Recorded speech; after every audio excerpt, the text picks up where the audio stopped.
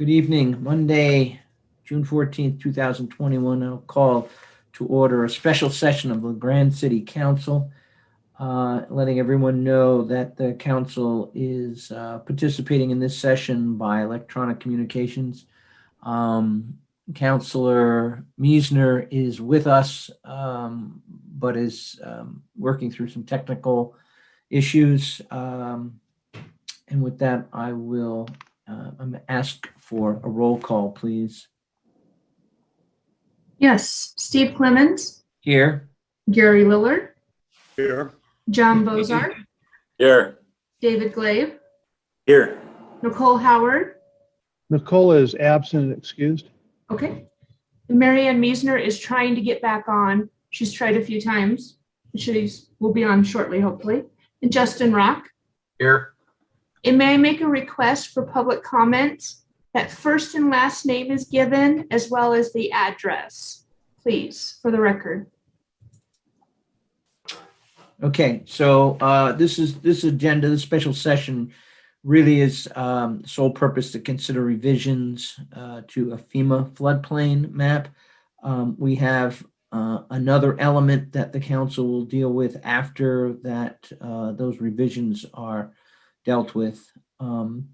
We're not going to take any public comments this evening for items that are not on the agenda.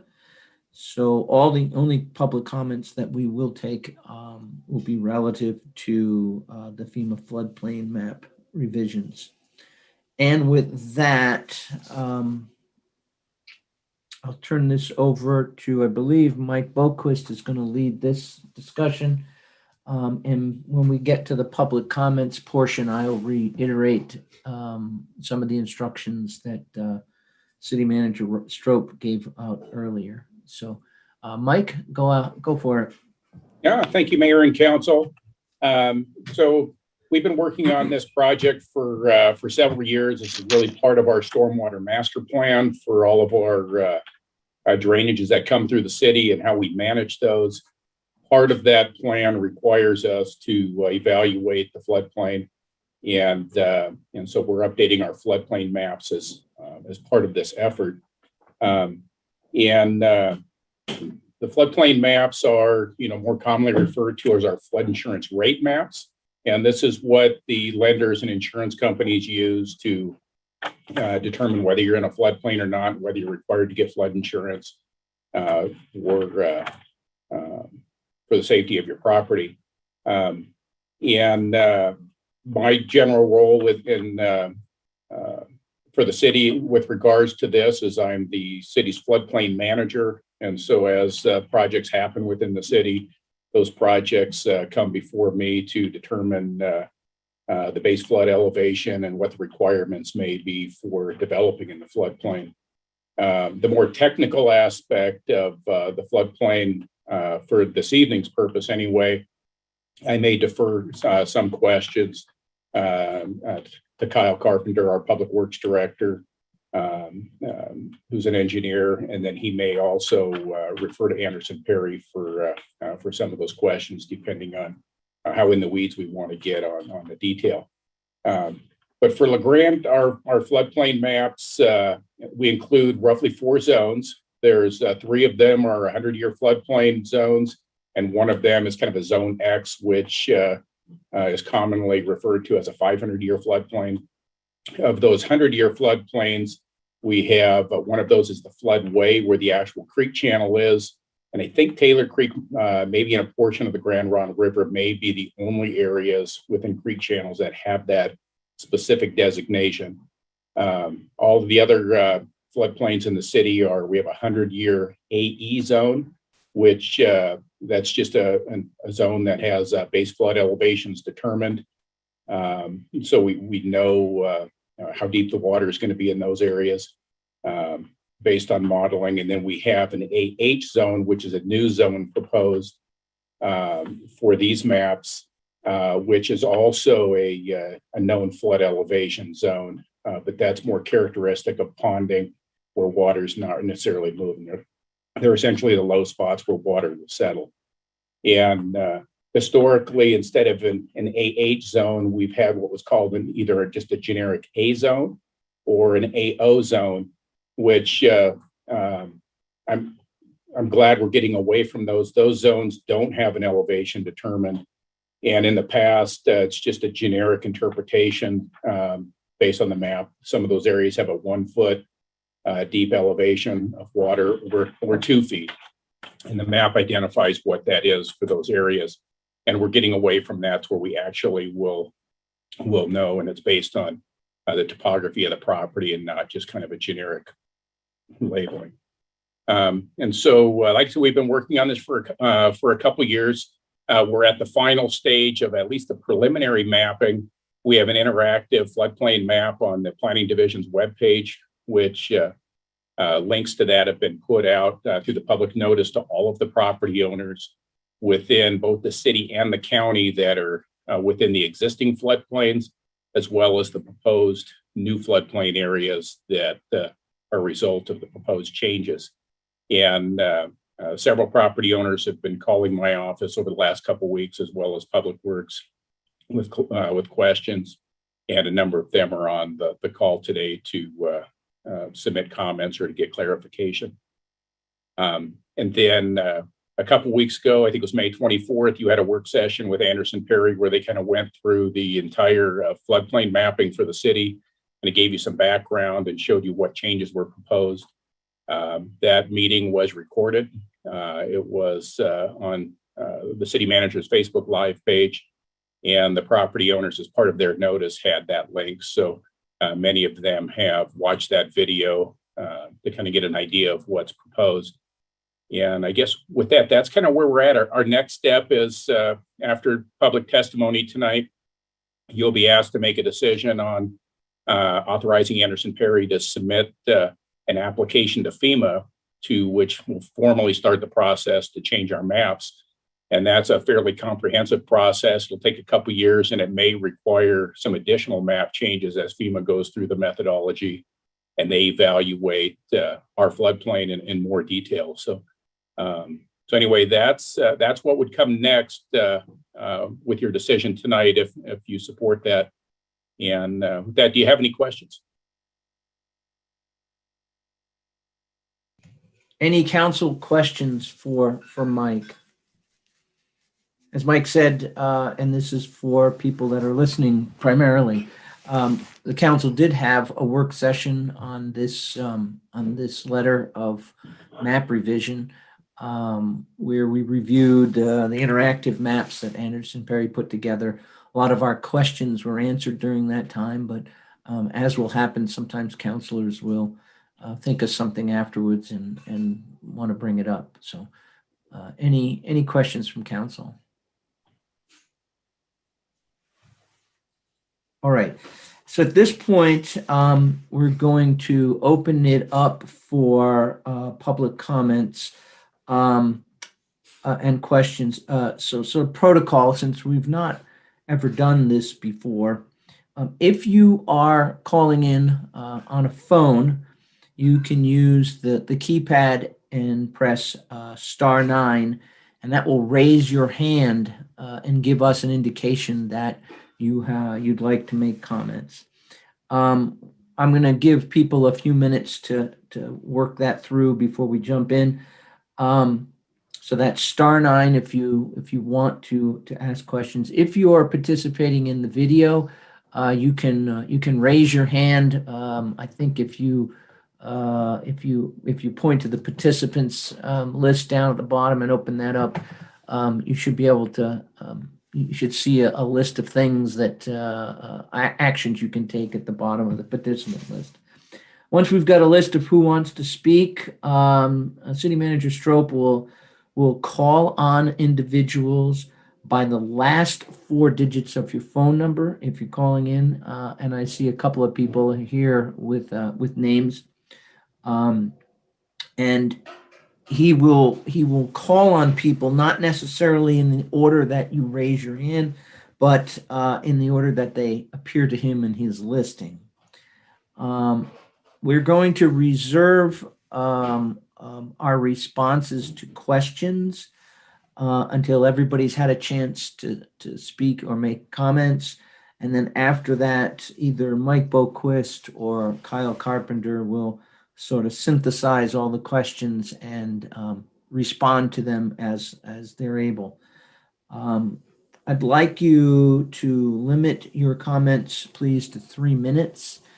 And we're sort of following protocol that we ask of people when they speak to the council in live sessions. You really only need to give your name unless there is a specific reason to provide an address. I think just giving us your name is fine. If you want additional information from Mike on this particular issue, you're free to email him or give him a call in the planning department. So with that, if anyone would like to make public comments, ask you to raise your hand at this point, either *9 or select raise hand. I'm just looking to see if I don't think right clicking on my image gives me that option. So you do have to open up the participant list, which is done by clicking the participant number, the participant item at the bottom of the screen. Anybody like to make comments? Looks like, Robert, we've got 4 people with hands up. Yep, I've got it from here, Mayor. Okay. So last 4 digits of your phone number, 9275. Go ahead and unmute. You may need to press *6 to do that, but go ahead.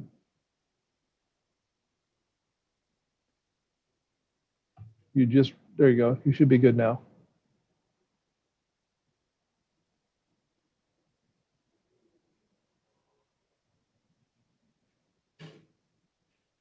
I show you as unmuted on 9275, but I can't hear you. Here, try again. You got me now? We do. Yes. Okay, this is Mark Gomez. I live at 85 Walnut Street.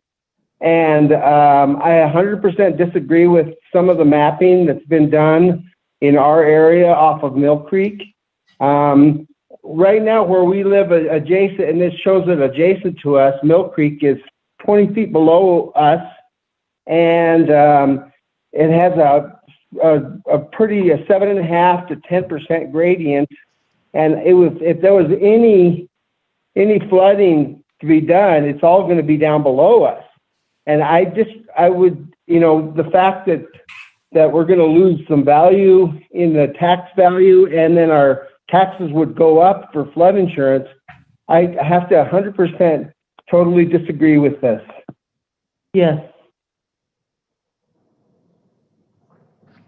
And I would think if we could get a person to look at it from a standpoint instead of a map exercise, I think they would find that out. Okay. Okay. Thank you, Mark. Okay, 4696.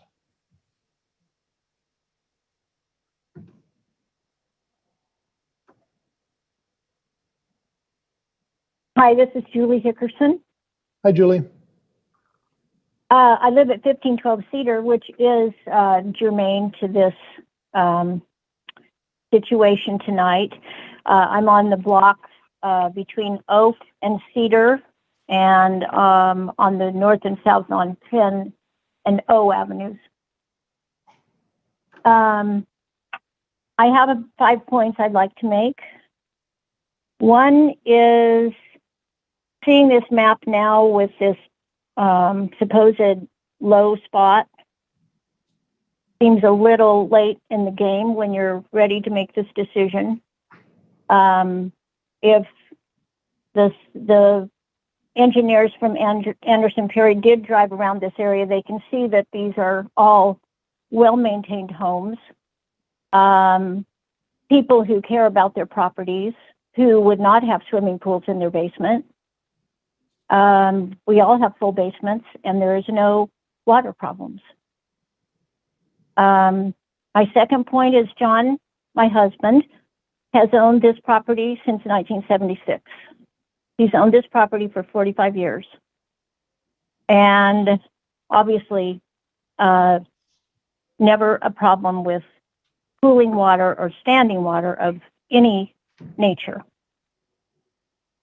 My third point is just for clarification. I think I heard at the work session that the industrial park has been, their floodplain has been removed from the potential for flood insurance. And I'm not sure if I heard that correctly, but I wanted clarification on that point. My fourth point is that Dr. Glabe made a comment about a friend of his who lived on 18th Street who suffers flooding. Well, I guess he said 3 out of the last 3 years, and they aren't on the floodplain map at all. And my fifth point is we understand on this hill in LeGrande, we live on one of LeGrande's hills. We all drive on M and N Avenue. We understand in the spring that there has been a problem in the past. But it certainly hasn't come this direction just because of the elevation of our homes over here. Those are my points. I would strongly urge you to take a really hard look at this. I would have appreciated someone coming and knocking on my door to tell me that there was a potential problem here when this was first mapped, rather than trying to deal with this now. Thank you. Thank you, Julie. 5425.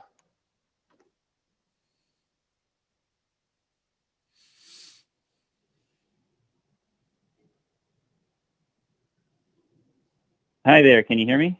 We can. Yes. Oh, excellent. So my name is Zachary Lauritsen. I wanted to start by just giving a little shout out to Mike Boquist. I came a little bit late to this game and got a hold of Mike today. He was incredibly responsive and informative, and so I just wanted to say you got a good one there, and I appreciate that. I guess I had 2 questions. One is I want to start by saying I trust the science, I trust the engineers that they're doing their best and all that. So I'm definitely not an expert. I guess my question, and so whatever the decision is made, I'm okay with that. But I wanted to ask, number one, if there's any kind of flexibility with where some of those lines are specifically drawn. And the reason I ask that is one of the proposed floodplain zones just nicks a few feet of the corner of my house and property. And it might have some pretty big financial implications. And I'm just not educated enough about this specific topic to know how big of implications, and then if there is some flexibility to address that. And then so kind of germane to that is my address is 603 M, if you were curious. And then the second question I have is there anything that as a property owner we can do to get ahead of this? So if the city or engineers said, hey, if you do X, Y, and Z, then we could change the way the map is written.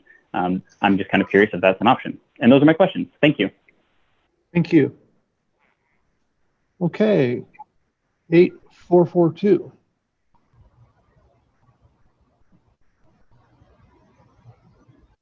Can you hear me? We can. Yes. Okay, my name is James Godfrey, and I live at 1506 Cedar, right next door to Julie Hickerson. And one of my biggest concerns is that all this topographical mapping was done by flyovers using LIDAR methods. And typically LIDAR doesn't do well when it goes through trees. They have to pick points out that are where the trees aren't. And if you look at the map, our entire area is just covered with trees. And for them to have been able to get an accurate depiction of the topography of our yards baffles me how they could have done that. At your last meeting, you talked about Anderson Perry did some driving around in 2019. If they had done that here and they'd actually looked in our backyards, they would have found nothing. So that would not have validated their conclusions. Our property sloped to the northeast, so the water, we're up on a hill and it's going to slide down the hill. It's not going to pond in our yards. I've lived here for 26 years and we've never had any ponding in our yard at all. I really am strongly objecting to using data that is perhaps not as accurate as it could be for the consequences that this mapping will do. I also want to bring up that it's unfortunate that these decisions are being worked on at the last minute. I mean, that we were included in the decision making at the very last minute. I mean, 2 years ago when you guys started this mapping and you had areas that had problems or what were in theoretical problems, there should have been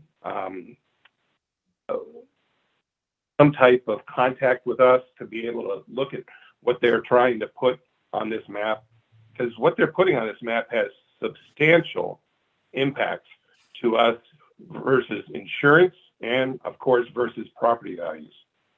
And I don't think sufficient effort has been made to give any veracity to the lines that were drawn, at least over the area that I live in and our neighbors that are called in live in. Anyway, that's all I have to say. Thank you, James. 4940.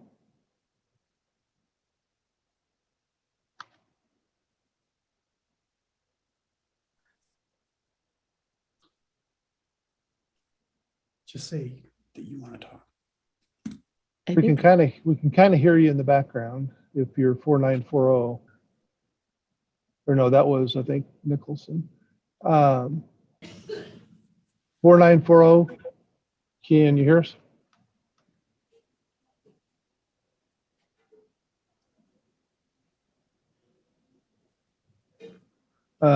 Try it one more time. Hello, can you hear me? Yeah, Yes. we can. Okay, this is Daniel Garver down on 3rd Street. So I disagreed with this decision, and I was curious why they only remapped half the town. Seems like the north side didn't get remapped at all. And I thought the reason for doing this was to update the maps. So I would assume that the north side of town would already be remapped if they're only doing half the city. Did we ever get a count on how many people this was going to affect? How many properties were getting changed over? My other question.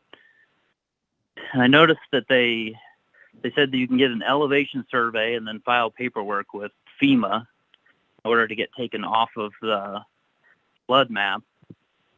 But if you go to the FEMA website, they says right on there that not a guarantee that you'll be excluded from flood having to be required for flood insurance. It just depends on the insurance company. I remember someone had said something about property values being reevaluated for taxes. They were going to do something like that. And my last thing was, is there any way that the maps can stay at the planning department for informational purposes for anyone who wants to inquire if their properties in the flood zone or not, and not have to send it to FEMA? And then again, it just seems more detrimental to the property owners than it does beneficial. All right, thank you. Thank you, Daniel. Clayton's iPad. Thank you. Yeah, I live, this is Clayton Dobbins. I live on 2415 Century Loop. I'm one of the lowest people probably down here. So I heard somebody, I'm sorry I haven't been with this the last few months. You guys have been doing this for the public. I noticed tonight they said something about a storm drain master plan. With all the building going on, I see things going on at the hospital, bigger parking lots. There's new apartments I've lived here about 4 years. There's some new housing there at Wildflower and across the street. I haven't seen any storm drains or a storm drain system. So I'm like somebody else that came on here. They said in the last 3 years or something, it's flooded somebody down the way there. Well, the waters came up here in the creek quite a few times just with rain. I can see if the hills up above the hospital were, if we had a big freeze for a while and the ground's all frozen and you get 6-8 inches of wet snow and it starts raining, I can see this creek really getting high. But what was that, last year we had all that rain, there was no snow, and yet the flood waters were coming down through here. So I'm thinking with all this building going on, every time you put a roof, a driveway, a parking lot, a street, there's got to be some piping for a storm drain system, or where we live down here in Century Loop is just going to get deeper and deeper. And so I guess is the solution just to raise the floodplain on up the hill, it looks like to me. But I could be wrong. Maybe I need to be informed about, I want to be informed about the storm drain plan, because I haven't seen any plan anyway. So that's kind of what I wanted to talk about there. Thank you. Thank you. And then I believe the Nicholsons may have wanted to comment.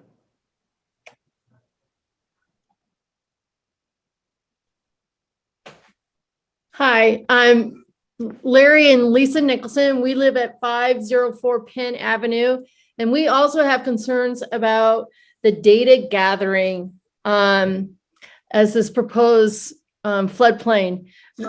We have lived in our house for 31 years, and our home is 107 years old, and we've never had a flood problem in our home. In fact, we sit up a little bit higher than our neighbors, and your proposed floodplain kind of skirts our property. It's like maybe a couple of feet onto our property, and just with that, the implications of the insurance and property value is a huge concern that we have. And I would like to also, as Julie and Mr. Godfrey talked about, I would like to see how they gathered this data, because where they're saying the flooding issue at our house, if they did a flyover, there's a big pine tree. I don't know how they could have seen a correct picture to determine that that would be a flooding issue, whereas it's never been a flooding issue in the 30 years we have lived here. Do you have anything? And that's what, I mean, I guess our concern is what everybody else in this little neighborhood is saying, that it seems odd that it's so selective. And Up on a hill. And we do live up on a hill. And so we're questioning how they gathered the data. Thank you. Thank you. Thank you. And Mayor, that's all the hands that I see. And so I think that we're probably good to have the response at this juncture.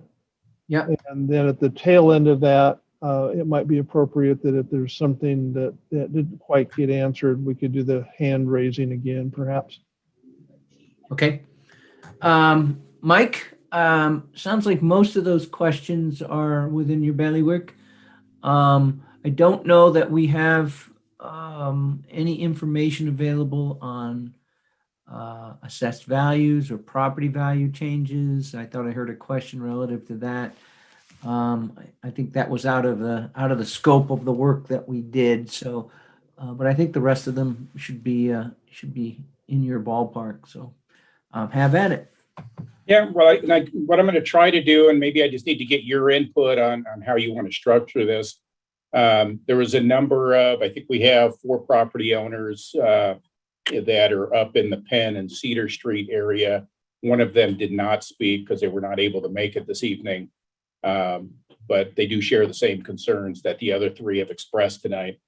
And their questions are more technical related about the LiDAR mapping where, how the data was established or created. And I'd have to defer that question to Kyle and the Anderson Perry team to answer, because that is beyond, what I deal with. And so how do you want to sort these? Because I can go down one by one, and then we could jump back and forth between Kyle and myself, or do you want me to just answer the ones that are land use related that I can address and defer the rest to Kyle? How would you like to do that, Mayor? I think that go down through what you have, Mike. If Just you jump come back to and one forth? that, yeah, if you come to one that Kyle needs to respond to, then turn it over to him. We could go back and forth. I think it's reasonable. But get the bulk of them out of answered, and then we'll see what Kyle has to say. Okay. Yeah, so let's start. The first one was from Mark Gomez at 85 Walnut Street. And his questions are mostly technical related, with the creek being well below his property, or below his house anyway, about 20 feet or so. I'd have to defer to Kyle on how the LiDAR mapped that portion. I don't have the old map in front of me with Mark's property on it. But that area was previously an AO zone and was, significant in size. I'm pulling the mapping up now to see it actually started kind of in the east half of Mark's property, and historically has pretty much overlapped the zone we have today. So it's not much different proposed than what it was historically. The previous mapping identified it as a 1 foot surface flow over that entire area. And the floodplain mapping, as you travel east within that channel, it's being significantly reduced and confined to the channel area predominantly.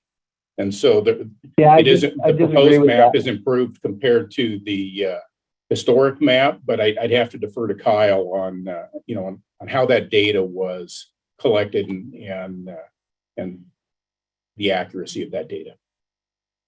I wonder if we can get Kyle to answer that, because I'm curious because this is raising questions for me in terms of the data, the accuracy of the elevational estimates, and how those factored into the models, because that would be make a huge impact if there was, even off by a meter or 2 meters, could be a big deal. So Mike or Kyle, if I could just interject real quick, a couple of people I think have tried to unmute to join the conversation during the conversation.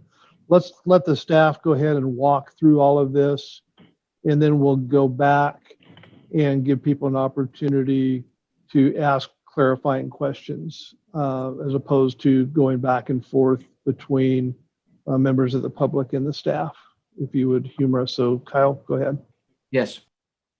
So I guess to start off, let's talk a little bit real quick on what LiDAR is. So LiDAR is an advancement in technology to promote getting elevations over large scale areas. So this is a technology where they take a plane outfitted with special equipment, they shoot lasers down at the ground.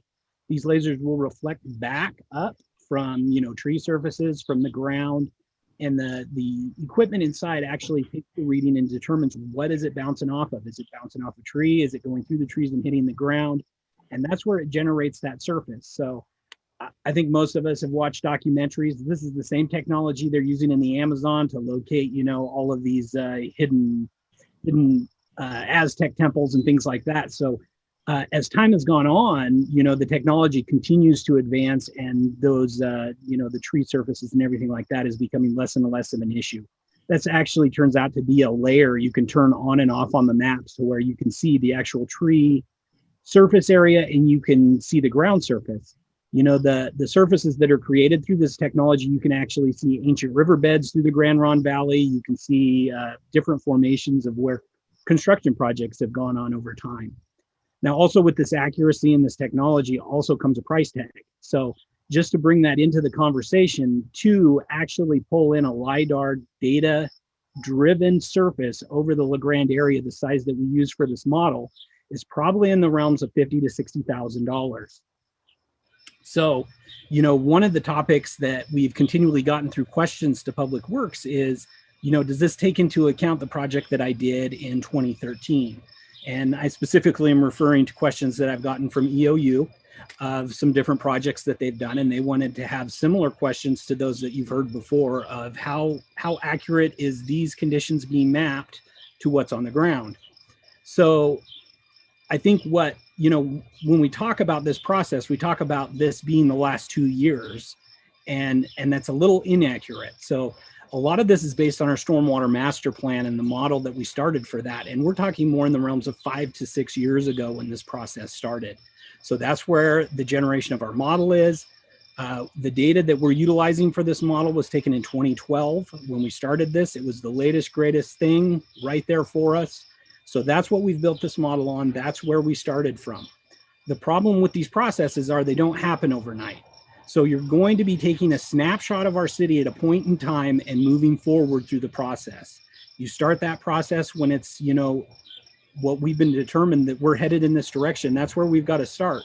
Every time we restart it and we want to do new surveys or generate a new surface, we're going to start the process all over again. It may not push us back 5 to 6 years, but it's going to push us back in the timeline.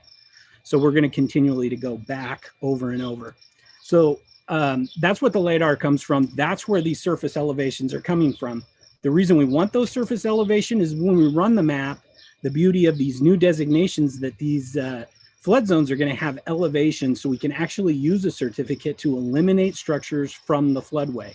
With an AO designation, you don't get that opportunity. They don't give you base floods. So you're in the flood zone. There's nothing you can do about it. You can't set that elevation. These new designations give us elevations so we have a reference point. We can say that structure's out of it, this structure isn't. In the case of Mark, I don't have a map right in front of me. One of the things that generally takes place in these models, this isn't just modeling a creek that goes downhill. A lot of the older models were one-dimensional, and so you'd show a cross section and you'd push water through it.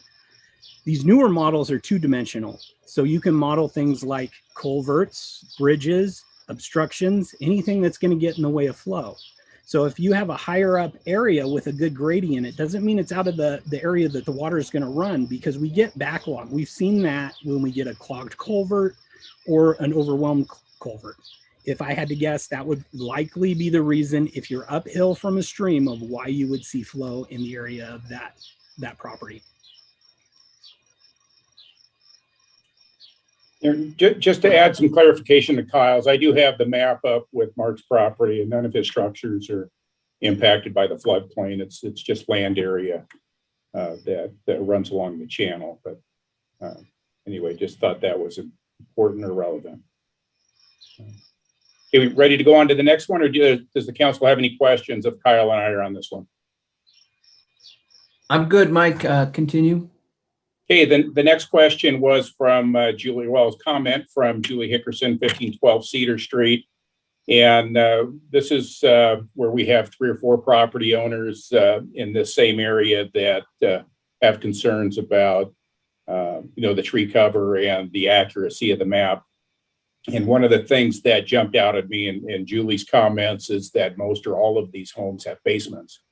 And that's an important distinction to be made, because basements a lot of times create challenges in the floodplain, because the floor of your basement is considered the lowest floor elevation for insurance purposes. And that's not always a good thing. So I think her comments that she made are very technical, related to the accuracy of the map. And so I can't speak to those. This is another one to defer to Kyle that would kind of go with the other 2 property owners that asked the more technical question. And so if you have any questions of me on the insurance piece or the land use piece, I'd be happy to do that. But I think Kyle kind of hit this in his last discussion, but I'll defer to Kyle just for any points or clarification. Well, and I think Julie and James all point out a specific part of what we're doing that kind of points to the modeling piece. So we've talked about what LiDAR is. Let's talk real quick about what this modeling looks like. So a lot of people are saying, you know, hey, I've lived here 30 years. I've never seen water on my property. What we need to look at is in the last 76 years, I do not know of a single documented 100-year storm that is hit like what is modeled in this model. So you may have gotten a 100-year storm on Mill Creek, but you're not getting it on Mill Creek, Dale Creek, Taylor Creek all simultaneously. That didn't come out real well, but I think you know what I meant. What we have seen is individual flood areas over the past few years. I know 2 years ago, we had a horrific one on Dill Creek. 3 years ago, it was Mill Creek, but none of them had hit all at the same time, and none of them had had the flow volumes that we would be seeing with a 100-year storm. So when somebody says, I haven't seen the water there, I agree with them. We agree. We haven't seen it there. What Anderson and Perry was seeing when they went out in the 2019 storm is they're looking at the storm quantities that are flowing through our gauges and comparing them to what the model would reflect for those quantities. That's how you validate the model in itself. So do we know exactly where those waters are going to puddle? No, we'll have to see it in real life, because the model itself and the way that FEMA sets up these models, it requires certain assumptions that aren't going to be seen in real life. Number one, it doesn't allow us to account for structures. So if there's a house blocking the backyard and water is going to hit the house and deflect around, our model won't show that. It's not allowed to be kept in the model for working through these firm maps. The second piece is when you talk about a LiDAR flyover, you're talking about billions, if not trillion points of information that is entered into this model. So if you want to run a model the size of Grande with that kind of accuracy, we're talking a supercomputer of nowadays that just isn't reasonable. So what you do is you grid the city. So for our specific model, we use 20-foot by 20-foot grids. And each one of those grids is set up at an elevation that is an average of the elevations in that grid. So it's not going to be as fine-tuned as if you want to go out and pay for a site-specific survey and nail each point. What it's going to do is make some assumptions, and it's going to interact, but it's not going to be as fine-tuned as this foot to that foot. So you're not going to catch all the fine details. So when you're looking at an area like this one, what it's seeing, the model is seeing a depression there. It may not be as large as the depression that's shown in the model, but that is what is based upon the industry standard of how we model this type of process to get to the end of the firm maps. So while we want to look at the data, we want to refine the data, every little bit costs more and more and more. So when we run the model at a 20-foot grid, you basically hit run, you walk away from your computer, and you can come and look at the results the next day. If you want to start refining that grid to a smaller grid and try and really hone in those lines, we're starting to talk about a lot of calculations that a computer is going to run, and I don't know that time-wise, money-wise, or any improvements are going to justify the cost that it's going to come down to for the citizens.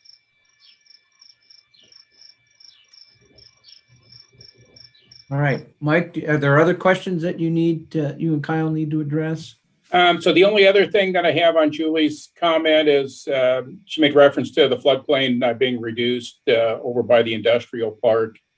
And that part of town actually going all the way out from roughly the drive-in theater, all the way out to the truck stop and to where we hit a control point where all that flood water goes underneath I-84. All of that floodplain out there is being, in fact, the floodplain throughout the city for the most part is being significantly reduced. But that area in particular is being reduced. And a lot of that has to do with the work that both the city and the county have done. For those that have kind of watched it over the last probably 20 years, we've kind of changed the Taylor Creek channel coming down through Sunny Hills to where it becomes, a much larger meandering channel parallel with Geckler Lane, so that water no longer jumps Geckler Lane, heads to the drive-in theater. It now heads out towards 20th. And then when you're along the state highway, the entire shoulder is now one large swale that captures a lot of that storm water so that it controls it and keeps it running parallel with Adams Avenue or the highway until it gets back into the creek on the south end. And so there's been a number of improvements over the years that have occurred that have resulted in that area, getting better from the floodplain.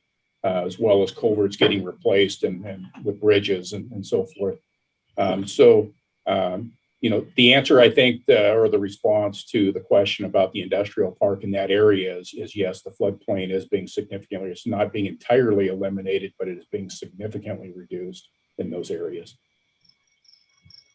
So the next one I have is from Zachary Loritzen, and I briefly visited with him by email, and I don't have an answer to his question on fine-tuning the map. He made a comment about the proposed floodplain just next the edge of his house, which is going to trigger the flood insurance requirement. And this would kind of go back to Kyle's discussion about going and fine-tuning the floodplain map with a more detailed analysis unique to a specific property. And Zachary would be able to go through the elevation certificate process and have that evaluation looked at if FEMA does accept the maps and draws the boundary where we currently have it proposed. And while that process is not guaranteed, that is something that folks are very successful in the grant having those modifications made when those things are fairly obvious. So a lot of that will depend on whether he's got a basement and what the elevation of the house is and related to the low spot in the backyard. I think his other question was, can an owner get ahead of this by making changes, that would affect the map? And I think at this point, there's not much that folks can do to change the map because the analysis has already been done. But I'll defer that to Kyle on that analysis. Kyle, do you have any comments on this one? Mainly just that, yeah, most of the changes that are done on these maps are done on hindsight. When you're looking for those changes in the map, you do those elevation certificates, you take a look at what elevations were established by the model, and that's where we make those changes. Generally, you don't do those on the front end. And how it is, excuse me, is that process through FEMA or is that process through the city at this point?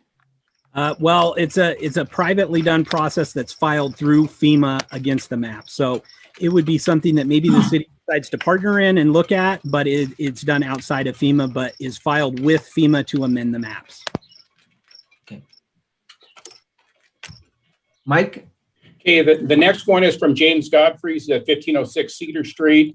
And this is that little cluster of properties on Penn and Cedar that Kyle just spoke about the accuracy of the engineering.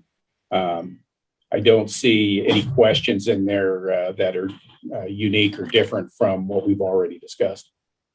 The next comment came from Daniel Garver of 3rd Street. And his first question was, why did the city only remap half the town, which I would assume is referring to the south half of the city, which is pretty much everything south of the railroad. And Kyle could probably speak to part of this because it relates to the stormwater master plan effort. But the north part of town is not in a floodplain and has not been. The floodplain for the north part of town is isolated to the Grand River, which was dredged way before my time anyway, and the entire floodplain stays within the channel of the river until you get down by Riverside Park, and then it starts to expand to the north anyway on the park side predominantly.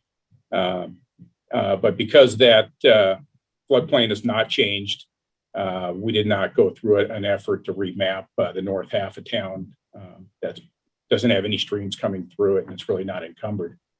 So this effort is part of the stormwater master planning for public works focused on all the drainages on the south half of town, Deal Creek, Mill Creek, and Taylor Creek that come through the city and all merge into the Geckler Slough and head out to the truck stop and out to Lat Marsh.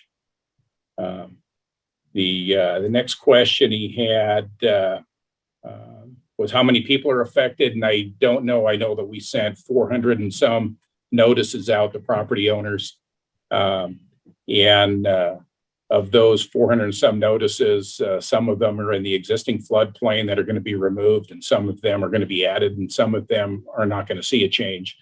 But I don't know how many of those specifically are new versus existing. And there's a question on taxes being reevaluated. I don't know that answer. I'm not sure if the floodplain stuff really affects your taxes per se, but you know, I can't speak to the property value issue. There's certainly a desirability issue that's impacted, but that's not something that I can speak to directly. And then the last question, which is really more of a city council question, is there a way the mapping can stay within the planning department to for folks to inquire and not send it to FEMA? And so that's going to be a decision you'll be asked to make at the end of the evening is do we proceed or not proceed, and what do we do? So any Mike, questions? very quickly about that last question. So in the case of the council deciding to proceed with the LOMR, we have a pretty cool interactive map up there now. Is the availability, the accessibility of that map going to just go away, or could that be the map that people have access to? No, that map's not going away. In fact, I use that map every day anyway. I've had the floodplain stuff added into the map that I use on a daily basis. But the one that's online, that's interactive, it may look a little differently as far as what the link looks like, because it won't be associated specifically with this meeting forever. But I will have that link available online. I'll try to retitle it, and, you know, to make it obvious. It'll still say something about proposed floodplain mapping, and so that'll still be there. I think the issue that you'll be faced with later this evening about moving forward or not moving forward is really going to be a price tag issue, because if we do not move forward and you go back and do more engineering analysis or whatever you want, then there's a conversation of budget and whether or not you want to do that or not. Or anyway, that gets into a much different discussion, but we could save that for later, and we can do that with Kyle and the rest of the team. Okay. Okay, go ahead. Sorry. Yeah, so I have two more on the list. The next one is Clayton Dobbins, 2415 Century Loop. And this is probably mostly a public works related question. There was a lot of, I guess, comments or discussion on stormwater drainage and some streets not having stormwater drainage or developments not having, you know, the typical municipal system that we'd have with catch basins going into pipes and so forth. And so Kyle could probably speak to that. That's part of the stormwater master plan and why we're doing a stormwater master plan. And so Kyle can clarify that.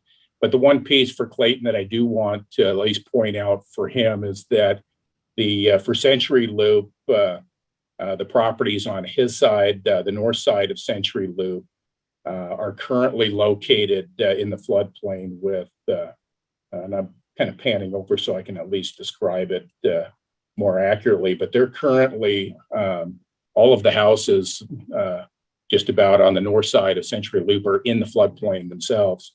And the proposed mapping significantly reduces that portion. And it looks like just a portion of his garage might get touched by the floodplain, but his house is out. And so this is a significant improvement for that neighborhood. Anyway, Kyle, would you want to speak to the stormwater master plan and the infrastructure elements? Sure. So the stormwater master plan was generated to generally focus on the southern part of town. We generally don't have a whole lot of storm issues on the north side of town. The biggest one we have is we do have the farmer's irrigation ditch, which runs an open ditch throughout the north side of town. And we actually get stormwater in there. So if we were to get some pretty heavy flows with the rivers, there is some potential danger for some backflow into that ditch, but they do have a gate on the front end of it. So you're talking a pretty extreme case. It would either be that or ice dams where we might see some issues of some stormwater over there. So due to cost and due to just putting the money where the risk is, we went to the south side of town, and that's where the general focus of this whole effort has been. When you're talking about neighborhood to neighborhood where these storm drains exist, A lot of them come down to, previous LIDs, which portions of the community paid for them, where are the, projects being done, where we're doing full reconstructions. If there's no curbs on a road, a storm system is pretty useless because there's nothing to divert the water into the system. So things like 18th Street, 16th Street, those ones don't have curbs. So the water just rolls off to the side and goes into the property anyway. So until those roads are fully developed and we have a way of diverting the flows into the system, it really doesn't help us. The other piece that I wanted to touch on, knowing that Clayton is down by Century Loop, is all of the water that we're diverting into our storm system generally to get out of the city will be put through Geckler Slough. Geckler Slough generally runs pretty high when we're having storm events right now, but that's the way that we get storm water out of the valley. So until we get some choke points downstream opened up and we're able to exit that water a little quicker, there's going to be a point where we hit the upper end. What that looks like in the future, continuing to work with the county to make those things work and utilizing, on-site storm drainage, which is part of the planning code. Excuse me. Most of the sites being developed now have a on-site stormwater retention clause in them. So as they develop, they keep their stormwater on site and they're able to let it percolate through, swales or those types of methods. So as we move forward, I'm sure you'll see some more of those storm systems coming in, and we'll continue to try and get that water out of there. Okay, and so the last one I have is from Larry and Lisa Nichols at 504 Penn. And this is back to the little cluster of properties on Cedar and Penn that we've already talked about the accuracy of the map. And I guess for Larry and Lisa's benefit, and Lisa already mentioned it anyway, is that the floodplain zone just touches their property. It doesn't actually touch any of their buildings, so they're not going to have any flood insurance requirements associated with that. But their concerns are still valid nonetheless. Anyway, those are all the comments from participants. Okay, thank you, Mike and Kyle. Robert, what are you thinking at this point? Well, I think we had a couple people that jumped on very late onto the call. So I think that, and then there was also a lot of information that was provided. I think that just kind of one last opportunity, if anybody has anything new that they didn't cover during their initial public comments that they would like to share based on what they've heard, you can go ahead and hit the *9 or raise your hand if you're going by video. We can take those. If it's just a restatement of what you shared earlier, I would ask that you not do that because we do already have that covered in the record. And the first one that I see is 4579.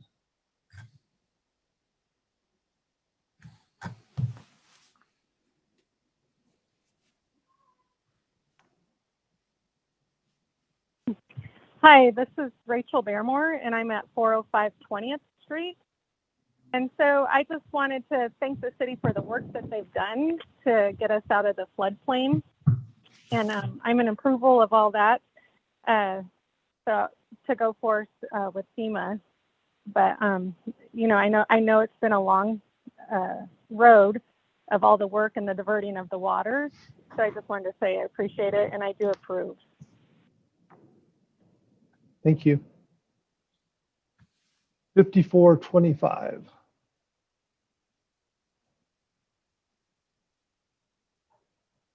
Hi there, this is Zachary. Can y'all hear me? Yes. Yes. Great. I appreciate the input and the answers to the questions. I just wanted to make one comment, more of an encouragement to the city council if possible. I heard a couple of the responses was the individual property owner can go back to FEMA and ask for an exemption. And while I appreciate that process, I would love to see kind of as a city, as a unified group, if that's a service that the city can provide, that would be wonderful as a constituent to provide us support. That's fairly, I would imagine, for an individual, a fairly daunting task to go out and do that on their own and maybe feel a little lost. And so if that's something that the city can band together, the owners that are would be interested in trying to address that with FEMA, that seems like a wonderful service that the city could help their constituents with. Thanks so much. Thank you. Was there anyone else? Anyone else want to ask questions at this time? I just had one question. This is Clayton Dobbins. Yes. So by the theater, the creek that comes down through here, I live at, like I say, 2415 Century Loop. Is there anything coming where they're going to clean that channel out to let more water down through there, or are the trees going to continue to back it up? That'd be a Kyle question, I believe. There you go, Kyle. There it is. Geckler presents a problem. It's actually classified as a salmon-bearing stream. I'm not allowed to work in waters. Generally speaking, the trees that line it are the property owner adjacent's responsibility. So we try and do our best to make sure that the structures have none of the brush around them. So when the storms come, they're clear and they're not getting clogged or backed up. And we do try and, work with property owners as we get through, just to make sure that, the sides of those banks are cleaned up. Any overhanging branches aren't going to fall in, and that the obstructions, I know we've removed some fences and some other stuff that has spread across that creek over the years. So we are doing our best to try and make it as a greased skid as we can to keep that water continually flowing through. The other project on the horizon that may help out some is we're looking at a culvert replacement on 18th Street in the future here. So hopefully that will help out with some alleviating some floods and continue to send that water downstream. All right, and one last call for public comments.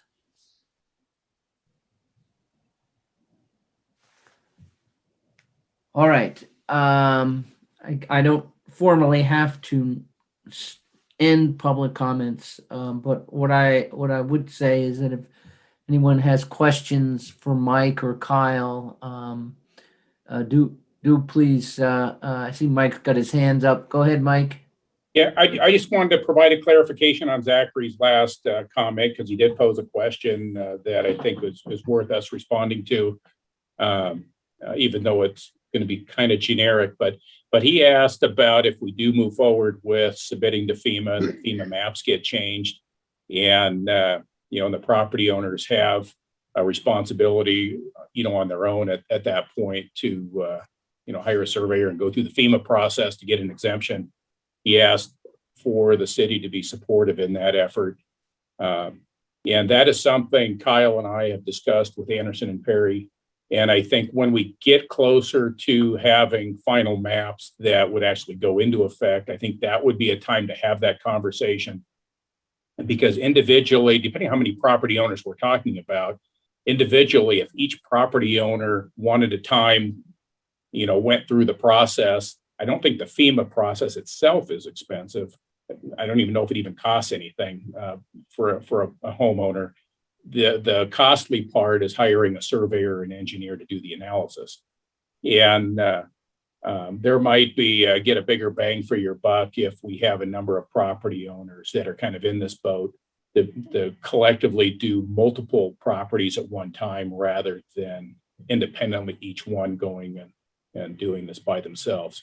So when we get to the FEMA mapping process, I think we're not going to be able to answer this question today, but when we get closer to having maps, I think at that point, that's a valid time to have this conversation and to see what can and will the city be able to offer. Okay, thanks, Mike. I see Councilor Lillard has his hand up. Yes, thank you. I have a question from Mike. Assuming, and I will acknowledge this is an assumption, that we were to decide not to proceed at the present time, what impact, if any, would that have on those properties that have been determined to be eligible for removal from the floodplain? Is there the potential for two parts to this process, or is it all one or all the other? Well, I think the second part of your question is probably more of a Kyle Anderson Perry, because I don't think we're able to do this as a two-part. I think this is a one-part process, is if we either do it or we don't. And so The first question you had is if we don't move forward, the property owners that are currently in the floodplain that would be identified for removal would stay in the floodplain, and they would continue to be required to obtain flood insurance and be subject to all the floodplain regulations that go with that. On the flip side is properties that, which we know some have flooded during some of our past events. We have some properties that are not identified as being in a flood zone, and they're not eligible to purchase flood insurance. And so the disadvantage to them is that they do not have a means of, I guess, getting help for those types of events and damage that occurs. And so they're completely on their own. But by changing the floodplain maps, then suddenly they would have an opportunity to purchase flood insurance. Some of them would be required to, some of them would be optional depending on what your mortgage status was. But then you would have that benefit. And while the property owners we visit with tonight, some of them, have some challenges with the accuracy of the floodplain maps. We have a lot of property owners being added to the floodplain along some of these creek drainages that could benefit from the flood insurance who have experienced damage. And so anyway, that's the long answer to your two questions. Okay, I appreciate that. How many properties, given this revision, would be in the floodplain or newly entered into the floodplain versus the number that would come out? I don't know that answer, and I'm not sure how I would come up with that. I don't know if Kyle, if you can explain the mapping process a little better for me. It would just require a GIS analysis, and we'd end up having to pay Anderson Perry to do some kind of a calculation and estimate for us, because I wouldn't even know what to guess, but there's quite a few that, there's a lot coming out, but it's a very small number going in comparison. Yeah, and Your ball there, Kyle. I want to kind of add on, to really look at how many are coming in and out of that process, we'd probably just have to take the time to go through and manually count which ones are hit in the new mapping and which ones are coming out of the old mapping. But what I did want to say, to kind of piggyback on what Mike was saying, the great part about these new classifications that we're putting on the flood zone is we actually have an established elevation. One of the problems that we have with our current system is most of these houses in the floodway are established as an AO without an elevation. That means they have no chance at an elevation certificate because we don't have a water surface as that benchmark to prove that you're out of. So by establishing these new floods, the methodology behind it establishes a water surface elevation. So if your floor is above that elevation, we've now scientifically shown you're out of the flood zone. We can't do that currently. So if we don't establish the new maps, everybody's stuck in and we don't have a benchmark to remove them. Did I understand correctly that at least some of those elevations are an average as opposed to an actual? Well, yes, in the model itself is what it does is it will average that grid piece to establish an elevation for that grid. The elevations that are determined from the model will come out to show that it is a specific elevation based on the model. So there'll be a little bit of change in there, but you're not looking at feet. You're looking at probably, less than 9 inches of differentiation between the surface of the water and how you would adequately model it. And that's just a guess. I would have to defer probably to Anderson Perry on how close you can really dial that in given those grid sizes. But generally speaking, again, I'd have to refer back to what is industry standard, and these models are used throughout the industry to kind of show and establish those elevations. So you're saying that the 20 by 20 foot grid with the average elevation within that grid is the standard across for the industry and across, I'm assuming therefore across the country. It's, the two-dimensional modeling is kind of a newer technology. And when you talk about newer technologies in FEMA, we're talking, 5 or 6 years. It's something that's slowly kind of coming along. So when you talk about what the standard is, it matters on how much money you want to spend. If you want to go down to a 1 by 1 foot grid, I'm sure Anderson and Perry could do that for us. It's just how much do you want to spend to get that grid that refined and run those analysis and be that exact.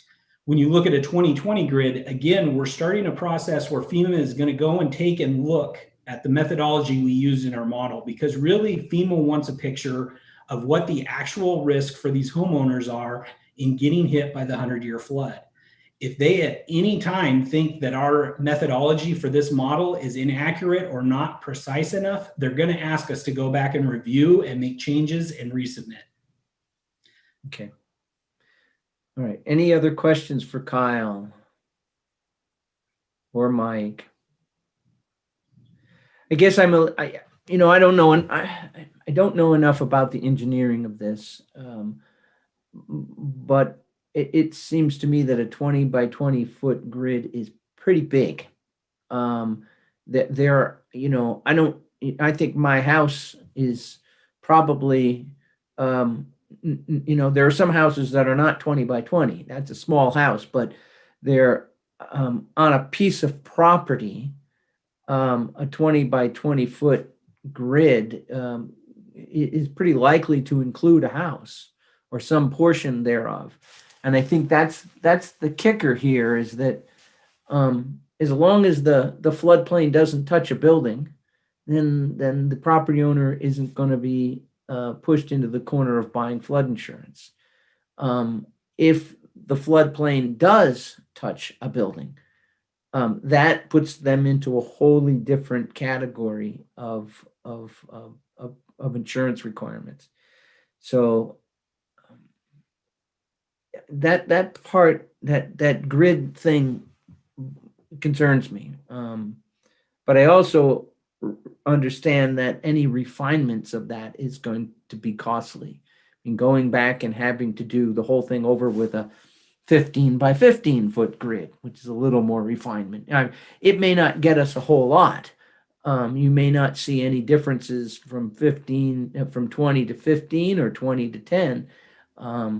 But the cost difference may be huge for us to get that different level of analysis. So any counsel, I see John's unmuted, and then we'll go to Mary Ann. So John, go ahead. Thanks, Steve. In this testimony, I've heard the words assumptions, averages, and guesses. These property owners that are going to suffer a huge financial, hit, really aren't interested in those. So at this point, I certainly would not be in favor of moving forward unless we were to definitely establish some kind of an appeal process through the city to help these property owners, even if it's collectively. Okay. Thank you. Yes, Mary Ann? Yeah, I heard you say, Steve, that if it touches a building, but I also heard them say if it touches the garage, it's not counted in the floodplain. So is it a house or is it a building? That's a question for Mike. Yeah, it's a structure. So it's any kind of structure that touches the floodplain would be subject, if it's got a mortgage on it, would be subject to flood insurance. Okay, because you said earlier, Mike, that it touched somebody's garage, and so therefore they would not be in the floodplain. Well, it's not that they would not be in the floodplain. It's like the example I think I gave was the Century Loop property, where currently their house and their garage is both in the floodplain. The proposed mapping shows only a portion of the garage touches the floodplain, which is a significant improvement, especially if it's detached, because that's a significant improvement, because then you wouldn't need to carry flood insurance on the house, and it would be up to the lender whether or not you'd have to carry flood insurance on the garage only. And so, so every situation is unique, but that's really a lender discussion. Okay, so I'm gonna go to. I got a question for Mike, and then I'm gonna go to Gary because his hand's up. So there's a nuance here that I'm trying to. I need to parse out. If a property does not have a mortgage, house is paid for, is flood insurance required? No, it's optional in that scenario. Okay, so So this is another element. Gee, I wish we knew this. How many properties are going in that are under mortgage which would then be an impact on the property owners. Otherwise, if your house is paid for and the flood zone changes, there's no real impact if you own the house. The impact comes, and I think I know where John is going, and where others may be thinking about, is that the impact comes when you try to sell this house, and the next buyer needs to have a mortgage, and the mortgage company says, "Oh, by the way, that house is in a flood zone. You need to carry insurance." So it's not the current owner who fully owns a house, it's the next one down the line. So Gary, question. Question or comment. I just wanted to express my agreement with the concerns that you had raised, as well as John. You know, if I put myself in the shoes of these property owners, can you hear me? Yes, we can. You were frozen for a minute. Yeah, the picture had frozen up, so I wasn't sure. Anyway, if I was in the shoes of one of these property owners, I was being subjected to one of these somewhat imprecise designations, I felt very strongly that it did not apply to me. I would not be a very happy camper at this point. Also, a little bit of concern that here we have undertaken this complicated and lengthy project, and here at the cusp of having to take action, we're just now apparently involving the public, getting public input, comment, questions. That troubles me as well. Seems to me that that is something that could have been and should have been done at some earlier stage. So I do have some concerns about this, recognizing that if we don't proceed, that's also going to have some negative impact on people that sounds like may deserve to not be in the floodplain. Kind of complicated. Yeah. Dave, I see you got your hand up. Yeah, I did just a little bit of homework on this, more to satisfy my own curiosity, but it looked to me like the average cost to a homeowner of carrying flood insurance in the state of Oregon is somewhere around $80 a month, which that adds up. And I can appreciate that someone who hasn't previously had to carry that is going to be a little bit concerned about this. The other factor of that, though, is that the average claim filed by a policy owner of flood insurance for flood damage to their home is to the tune of about $40,000 to $45,000. So there is a nice, there's a reason why that flood insurance is there. It's to protect people because there aren't many people, I think, in our community who could afford to shell out $50,000 out of their own pocket to pay for repairs if a flood damaged their home. And so, we need to take both of those things into consideration. I think the first priority here is to determine, the accuracy of the mapping. And, I think LiDAR is a well-validated technology, but I think there's, maybe it's worth questioning, how is moving from a 20 by 20 grid down to a 10 by 10 or 5 by 5, is that merely rerunning a computer simulation, or does it mean going out and resurveying the property? Because those are two different things. If it's a relatively low cost to rerun this at a different simulation, my guess is that it probably frees up a lot of our property owners. I mean, most homes are built a little bit elevated and then the yards kind of slope out around them. I think that's the case for most people, at least who don't have a basement. And so there's a good chance that maybe if it's fairly low cost to rerun the simulation, maybe we can do that. That's a question I'd like the answer to is really what would it cost us to move from a 20 by 20 down to a 5 by 5 or 10 by 10 if we wanted to do that. And then the other part is, again, if I put myself into the shoes of one of these property owners, because I'm not affected by this, I have to consider two things. One, again, is the immediate cost. But the second is that if my home hasn't been in a floodplain and I haven't known it, but now there's a better technology that makes me aware that, hey, there's actually but there's a chance that my home has property damage from a flood. That's information that I want to have as a property owner, so that I'm not caught, flat-footed with $50,000 of flood damage to my home. Okay. Gary, your hand is still up. Do we need to come back to you, or you done? No, that was an oversight on my part. I am impressed with the research that Councilor Glabe has done, though. That was interesting. Yes, thank you for that, Dave. Robert, question I think for you. Yeah, I just wanted to point something out. And I recognize for those that aren't currently in the flood zone that would be, that there is the potential for an added cost for insurance that they're not currently being required to do, and that could have an impact on the value of their home.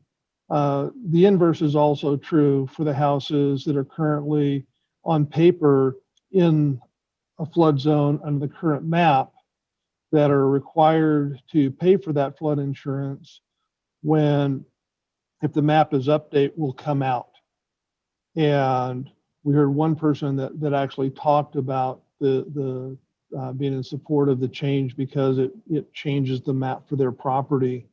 And I think we're talking a little bit about the adverse effect of being impacted by having to purchase flood insurance.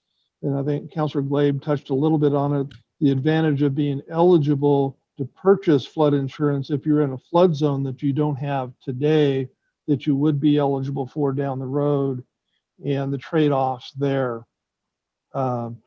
So, oftentimes we look at it from the individual property by individual property, and there have been a number of questions of, how many houses are coming in versus how many are coming out, and how do you tip and balance that schedule and scale? Is all part of the conversation, but I did want to just kind of remind that there is both sides of the equation for people having a cost that they didn't before, people being relieved of a cost that they currently have that they wouldn't otherwise have to if the maps were updated. And then finally, I wanted to just comment in terms of what the city can do to help when we get to the point in a couple years when we're actually in that final mapping. And I think we talked about this at the work session, is the possibility of setting some city dollars aside to assist with those surveys that would need to be done to help define whether or not those properties actually are or are not subject to the flood insurance. And I think that would go a long way towards helping with the impact, particularly for those that don't have the financial wherewithal to go out and spend a couple $1,000s on a survey. I think there's a lot of merit in doing that. Okay. Now I'll shut up. All right. Given what we've heard from others say, there is a person out there with their hands up, phone number 4696. I'm going to allow additional comments or additional questions. I really, I think it was Gary who said this.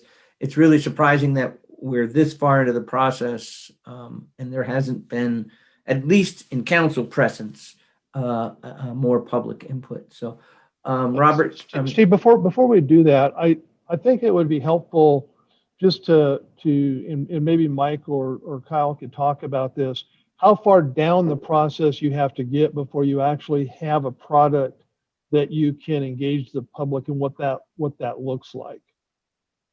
Yeah, well, I can address it a little bit, and then maybe Kyle can clarify, just because he started this way before I got involved. He started with the Stormwater Master Plan. But as far as the floodplain map, you actually have to have a map to share. And it wasn't until your work session, a little over 2 weeks ago, maybe 3 weeks ago, that was the first time we actually had a map to share with you. And that was that was literally the first time that there was anything to put out there to the public to start asking questions. And you were the first to get that in a work session so that you knew what was developed and proposed. This is the first opportunity for public comment. And then as we go through this process, it's still a couple year process of FEMA essentially nitpicking through this analysis and there's probably a lot of back and forth of refining the map. And then we'll go through another public process before we even adopt maps. And so this is far from over, but it would be next to impossible to create this large of a public process when you don't even know who to invite to the conversation. Yeah, and to kind of build off of what Mike said, you know, this isn't the first iteration we've been through with FEMA. We've submitted previous model outputs and refined that down more and more. Anderson Perry has done a heck of a job of going in and eliminating some of those really far out there spots that were just negligible and not important to what we're doing. It says I'm unstable. Can you still hear me? Yes, I can. Okay. The other piece that I wanted to kind of address real quick, and hopefully Councilor Bozarth can get a little more rest. The engineering words of guess, assumption, and those things are all based off of a huge bank of data. So when an engineer says this is our guess, it's an educated guess. We've run this test 500 times, and based on those 500 times, this is what we think is going to happen. And so it's not like we're sitting in a room saying, yep, that looks like a good place for the line and stuff like that. This is all scientifically data-driven, conservative assumptions to get to a point. To actually draw on the ground where that line of that water is going to sit is near impossible to get to. So from an engineer's perspective, I'll say this is our educated guess of where that water is going to hit. So it has been a long process. It's been through iteration. And again, just like Mike said, we still have 2 years of this process. We have further eyes looking and refining this model and opportunities along the line to look if it's going to be changed or if we're going to change from the process we started down. So I guess given that information, I'm a little confused as to what the council's action this evening, one way or the other, would accomplish.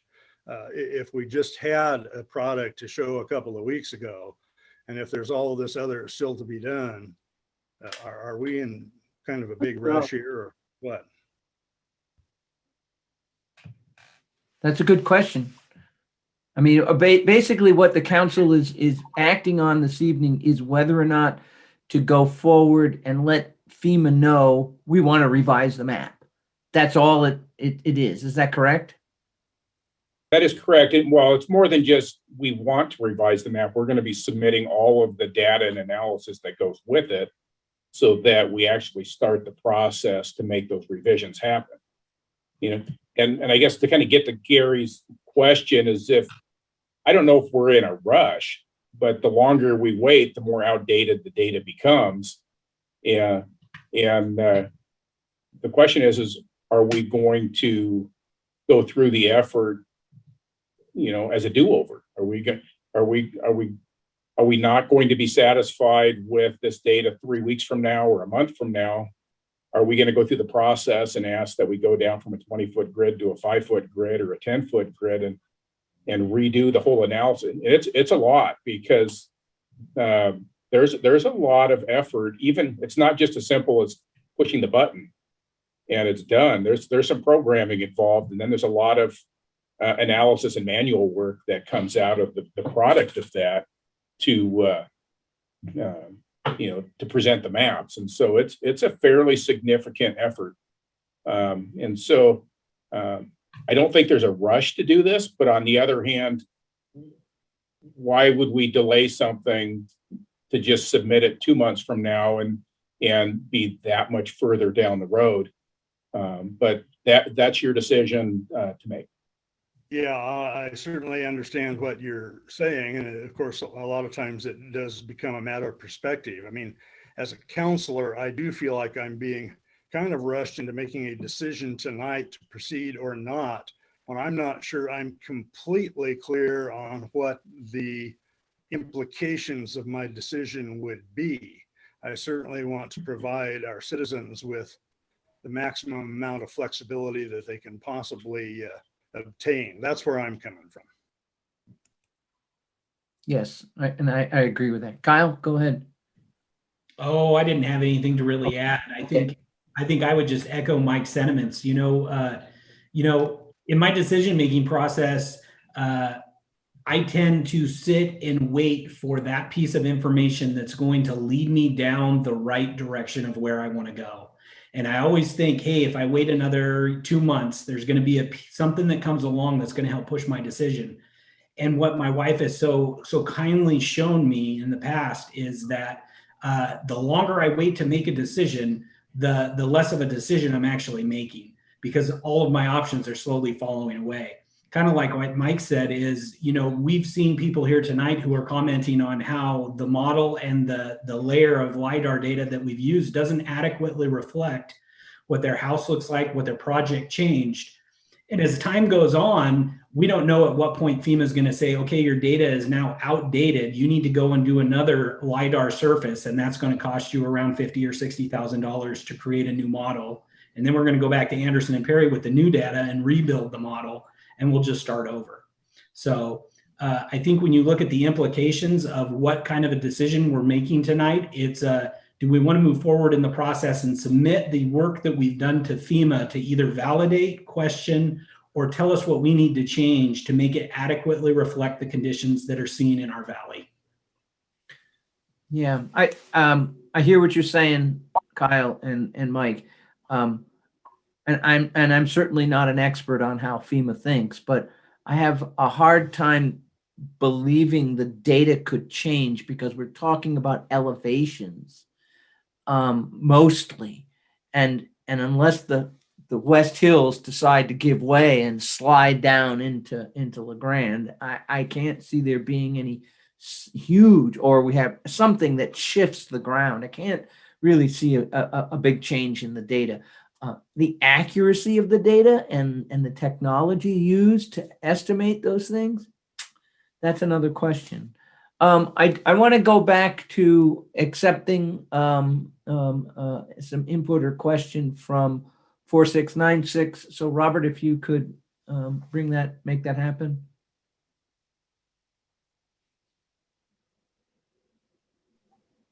This is Julie Hickerson. Hi, Julie.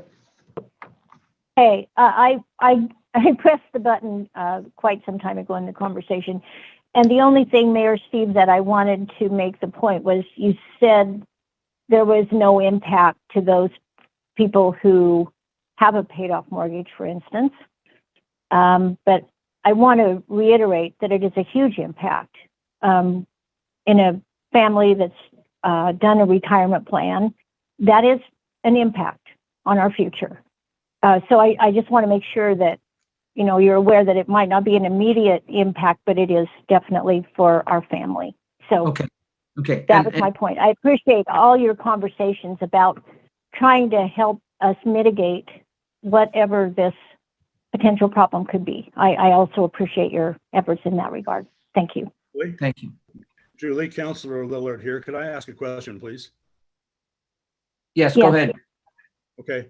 I was just curious as to your reaction to, I've forgotten who mentioned this, but I think it might have been Councilor Glabe mentioning the fact that it does provide property owners with some information that they may not have previously been privy to, that may potentially wind up protecting them from quite a large amount of money they would have to spend. What's your reaction to that? Certainly. And, we're community members. We care about our community, and we understand the value of this. It just seems so, it's just hard for us to get our minds around it, knowing how long we've lived here and how long our neighbors have all lived here, that there is that potential problem. And I guess there is that assurance, as anyone would say, if that, cataclysmic thing happened, it would be good to be prepared. And I guess that's what insurance is all about. Thank you. All right. Thanks, Julie. Welcome. Any additional questions, comments, or discussion from council? I see 8442 is up, got a hand raised. Robert?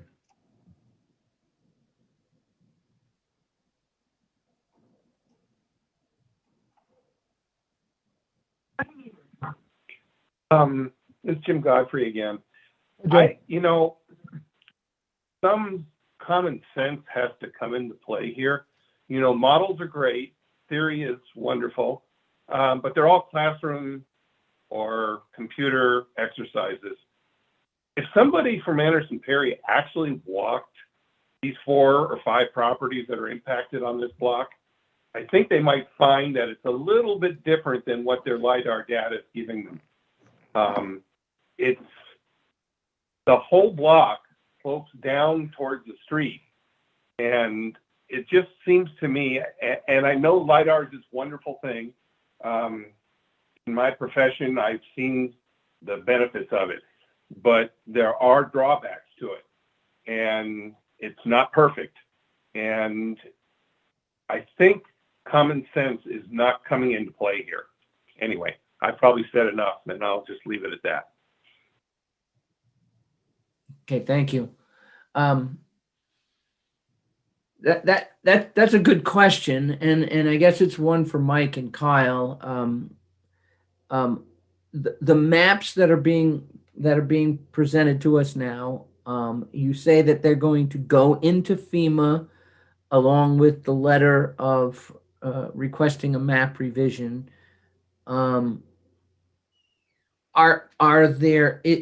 Once that's happened, is there an opportunity to nuance the maps at all, or are we sort of in for a penny, in for a pound? I think the expression is, right? I mean, are we committed with these maps the way they are now once we've submitted this letter? Yeah, Kyle, can you respond to that? Basically, the way that I think I would respond to it, and I may call on Anderson Perry to respond to this one for me, is we're submitting these maps based on a methodology that's laid out by FEMA. They give us specific ways in which we can interpret the data and which we model it. Then we turn over that model to them and say, here's how we've done it. Look at our model, look at our analysis, and tell us if it's incorrect. If you see spots in that analysis that it doesn't match up to the way that we're supposed to do things, then they have every opportunity to come back. Is there opportunities later for the homeowner to get more refined data, to do a site survey to get really close on those elevations that maybe this model, which averages those grid patterns, doesn't show? There is. And those are those other specific parts down the line where we can get elevation certificates. We can look at site surveys to kind of compare those to what the findings are. I don't think anybody's walking through here saying that, these lines drawn on this map are the end all be all. There is still opportunity as we go through this to refine it.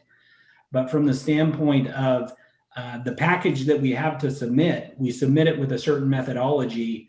So in a way, yeah, this is what we've done. Here's the work. Here's what it's shown us. I don't know that we necessarily get the opportunity to say, well, it's my opinion that doesn't line up with what's on site, so I'm going to X that out, because that would be somewhere where I think FEMA would look at it and say, what happened here? You got a big hole in your data. Okay, that makes sense. So what you're saying is that FEMA prescribes to a community approaches to this process or methods to this process, and then checks to see that you follow them more or less to their acceptance.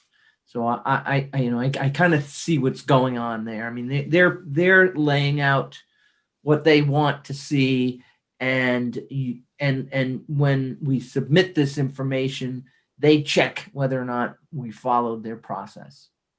Yeah, and I'll refer back to a couple of things that we talked about. I mean, in the guidance on running these models, again, FEMA does not allow us to leave structures in.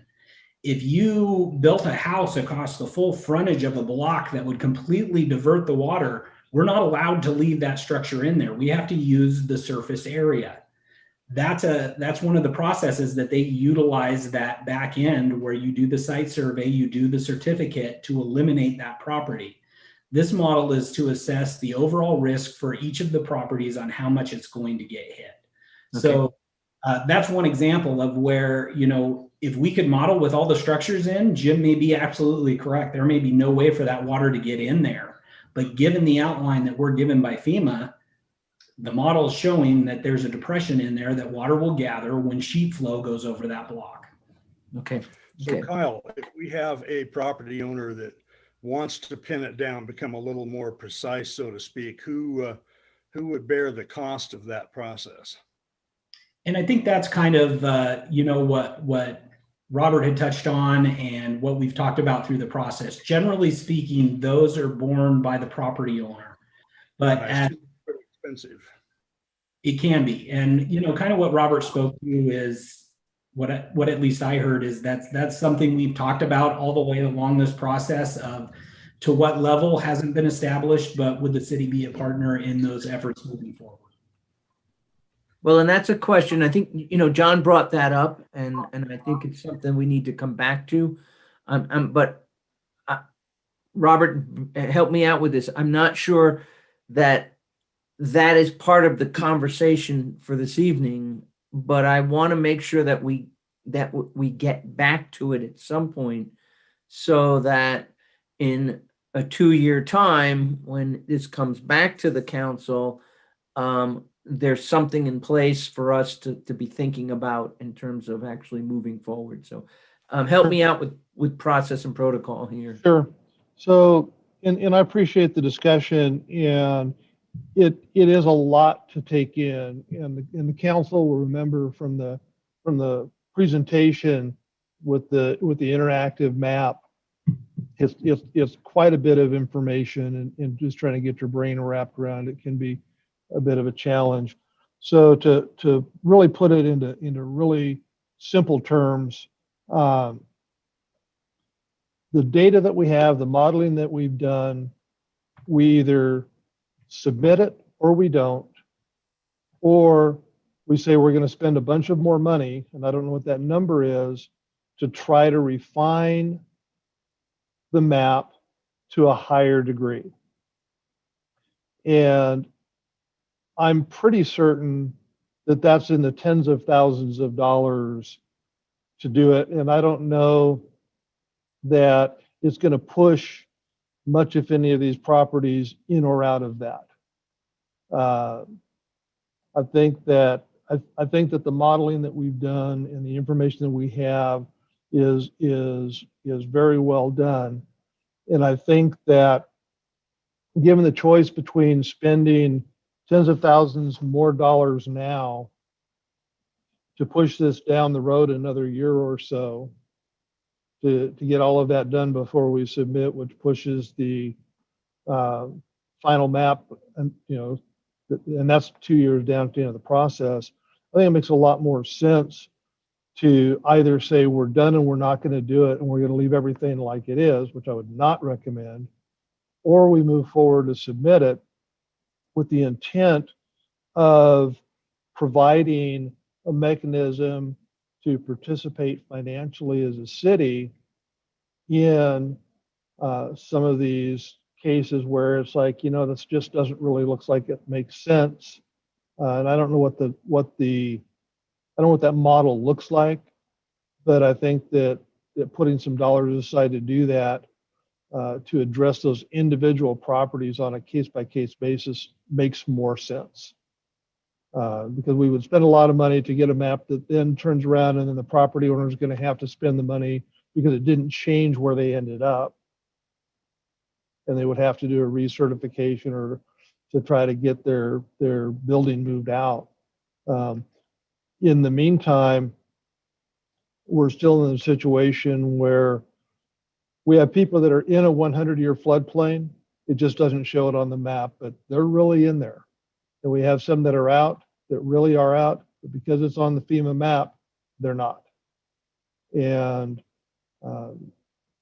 my recommendation is we do move this forward to FEMA, go through that individualized process to address whether or not the stuff that we have submitted to FEMA is acceptable to them, and then deal with those individual properties at the tail end. And the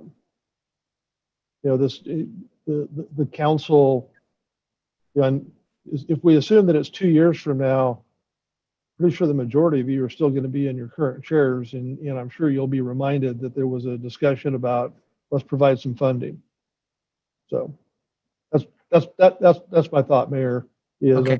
I think we need to kind of. I don't know if there's any more studying of this to do unless we're willing to commission additional dollars that we don't have in the budget to redo the data set. Okay. Marianne, I see you're unmuted. Yes, what I was going to say was exactly what Robert said. I think we should move ahead because if you spent the money now to have it reanalyzed, that might be more money than we need to do later on to help the people who need to have it, to have the certification looked at. So I would assume to go. I am going to vote to go ahead. Okay. We certainly can talk about this some more. Otherwise, there is a motion structured. Sounds like we're wrapping things up. Additional comments or does someone like to make a motion here?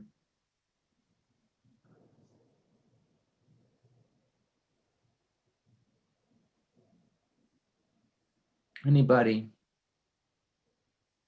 You're all very quiet. I would, except that I don't have a copy of the motion on me right now. I can't get to my. Okay, I'll make the motion then. I move that the City Council authorize Anderson and Perry and Associates to submit a letter of map revision to FEMA for updating the City of LeGrande and Union County floodplain maps. I second. All right, so we have a motion and a second. Any additional comments or discussions? The only thing. Go ahead, Gary. Go ahead. Yeah, I really, as Mary Ann says, I really like Robert's suggestion about the city partnering with some things we might do to assist the citizens. However, until I know what that looks like and how much protection we can really offer them, I'm going to have a tough time voting for this one tonight. I'm sort of in the same boat as Gary. I'd like to know what that coverage, the city's support would be. I think Marianne's point is well taken, and Gary, I think Robert said this as well. We could spend a lot of money up front now and refine the model, and in that process, I suspect that some properties would fall out of the map, and that would be, a good thing for those properties. However, the cost of doing that refinement may end up being more than the cost of the city helping to support people in the process of recertifying their properties down the line. And I think there's a lot of data and a lot of information that I don't have in making that decision. I think moving forward is appropriate because something can be designed over the next year or two, and when it finally gets down to us to whether or not we want to accept this as a council or as a city, we should have something in place. So Robert, I see you waved your hand. Yeah, two things. First of all, please don't misunderstand what I mean by assisting the property owners to mitigate the impact of being in the floodplain. What I'm saying is the cost to go through the certification process to see are you or are you not truly in, that would require a survey. That's where I'm talking about providing some financial assistance. At the end of the day, they're either in or they're not. And if they're in, then that has the flood insurance implications and all that goes with that. So that's what I'm talking about, is providing financial assistance to do that final process. And Mike, Yeah, and Michael, correct me if I'm wrong on this. At the end of the 2-year process, I believe that there's still a final action by the council to actually adopt the new map. And so at the end of the 2 years, if there's 6 properties or 8 properties that are in the floodplain that are not today, that would be put in, and the council says, you know what, that's too many and we're not going to do that, you don't adopt the final map and we just stay with what we have. But that's the point in time where you would know, here are the properties that are involved and what the cost would be associated with doing the survey work that needs to be done. And so I see that all being tied into a decision at the tail end. And I think also the answer to the question of how many structures are we really talking about could be had at that time before that last final step is taken. But if we don't move forward now, we're not going to get to that final step. We're not going to know those final answers. And we either need to make a decision to spend more money in hopes of getting a more refined map that, again, may or may not move any of these properties that we're talking about out. It may just reaffirm what the current modeling shows, only to a greater level of certainty than what we have now. Robert, could we put this off long enough not to get involved in a refinement, but in order to determine what exactly the city would be prepared to do, if it's a funding issue or whatever? That's more in line with what I was thinking, as opposed to doing a refinement. I don't think so, Counselor, because you run into two pretty significant issues. The first issue is you cannot commit a future council.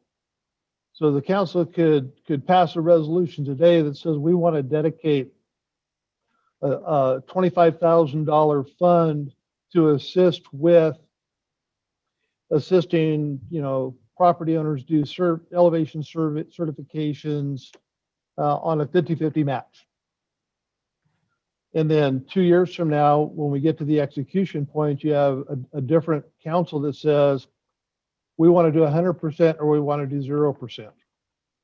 So no, I see no scenario where today we can definitively say what the city council will do when the final map is refined with FEMA, or what financial support the council is willing to participate in at that time. There are no absolutes. No, but we can give assurances that we will be looking at it in 2 years. The council that is seated, and that's what I think I was talking about. I know that we have counselors that will, assuming that they don't resign, will still be on the council when this comes back from FEMA. And it would certainly be my intent to have the discussion of, here's how many properties we're looking at.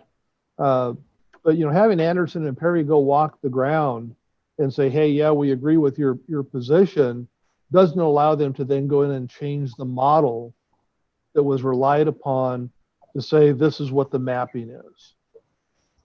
The certification of what the actual elevation is at the tail end of the process, to say whether or not that structure is in or out, and whether or not it's required to have flood insurance, that's something that has to happen, because FEMA may come in and say, hey, we want you to make this modification, which could change a survey that's done today. And it would just be for naught. So. Yeah. John? I just call for the question, Mr. Mayor. All right. I need a roll call vote, please.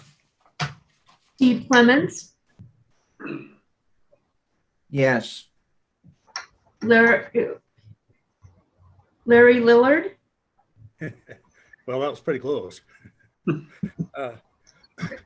I'll tell you, I'm going to vote no. I understand what Robert was saying. I agree with him. He's correct. We cannot commit a future council, but without knowing what the city may do to help these folks, I can't vote for this. No. John Bozar, Yes. David Glave, Yes. Mary Ann Meisner, Yes. and Justin Rock. Yes. The motion passes. Thank you. I want to thank everybody that participated this evening. I really appreciate the inputs. As you have heard, this is the first step in a lot of work that'll come down the line. Will come back to the city in years ahead. So stay tuned and stay involved. All right, moving on to the second item of the evening. This is considering authorizing the transfer of appropriations within the fiscal year 2020-2021. Robert, this is yours. Yeah, thank you, Mr. Mayor, members of the council.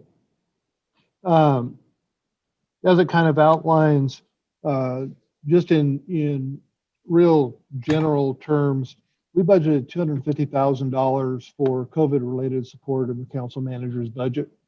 And we've spent over $350,000 along those lines, which puts us at $100,000 over what we had appropriated. Going into the budget year, we had no idea what we would incur in terms of costs. And we had talked about the fact that we may find ourselves in a situation where we would have to move some of the money in contingency out of contingency into the council manager budget in order to cover the costs related to COVID-19. And that's precisely what we're doing. We're asking for $100,000 to be moved. There's no way we're going to need that much, but I don't want to take any chance of having expenditures exceed appropriations. And I thought we were going to be real close and be able to not have to do a transfer. But you'll recall that one of the other things that we had was the pass-through money, community development block grant money that would come in, and there would be a request for reimbursement that would go through us to NEOEDD to go out to pay things. We had a couple of those come in that we had to cover, which really puts us in a situation where it's too close to call. And so I wanted to make certain that we don't find ourselves in a situation where we have a problem with Oregon budget law. I'll be happy to answer whatever questions you may have. Questions for Robert? I guess I was just kind of under the impression that state and federal money would help us cover this deficit, but apparently not. Oh, no, absolutely has. The CARES money that we got helps to offset all of this. This is not, we don't have the money to pay for these expenses. It's what we budgeted to have in the COVID line versus what we actually spent. Because this is not. We're actually the amount that we budgeted of 250. We ended up with $370,000 of CARES money to reimburse us for expenses related to COVID-19. Yes, I just misunderstood. Thank you. Oh, sorry. Thank you. Yeah, John, question? No, I'd like to make a motion. Go for it. Okay. I move that the proposed resolution authorizing the appropriation of contingency to the city manager's budget be read by title only, put to a vote, and passed. Second. All right, so we have a motion and a second. Any other comments or discussion? Just for clarification, this is more of a sort of an accounting thing. Is that correct, Robert? That the money is there. It's just the way that it was budgeted for the year, and we're moving money to cover what the expenses are likely to be. Correct. Under Oregon budget law, the city council by resolution has to move money from contingency into a budget, and that's what we're asking you to do. Okay, very good. Sandra, could you give us a reading of the resolution by title only, please? Sure. A resolution of the City Council of the City of Grande, Union County, Oregon, authorizing the transfer of appropriations within the fiscal year 2020-2021 budget. All right, we've had a reading of the resolution by title only. Roll call vote, please. Steve Clemens, Yes. Gary Lillard, Yes. John Bozar, Yes. David Glabe, Yes. Marianne Meisner, Yes. and Justin Rock. Yes. Motion passes. All right, Thank you. very good. I think that does it for this evening. Lots of good discussion and conversation. Appreciate everybody's input and the background we had on the flood maps. We'll see where it goes in a couple of years and come at it again, I suspect. So, all right, I'm adjourning the meeting, and I'll see you all later. Steve, before you, there was a chat from Matt Cooper. I don't know, did anybody see it and address it? And Matt said I was unable to participate via Zoom until after the question period was over. No Zoom link evident on the agenda posted on the city website, but I am curious about if there is any accounting for the flooding that has happened many times on the west end of C.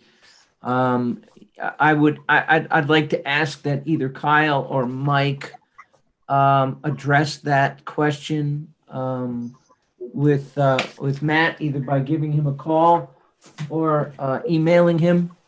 I think that would be appropriate for him to answer. I don't know if I don't think he's still here. Kyle will do it. Okay. He was volunteering. And I do want to make a note about that. I mean, this is the first time that we've had this kind of interaction with people in a Zoom session. I think it went pretty well. It's too bad we weren't able to do this more often over the last year. But if Matt didn't know how to get a hold of me, he wouldn't have been here because I sent him a link to the Zoom conference, and I think that was a shortcome on our part by not having that link more prominently available. So anyway, all right. Can anybody else, any of the comments, so I can adjourn now? Thank you, Marianne. I appreciate you bringing that up. Okay. We'll see you all. Take care.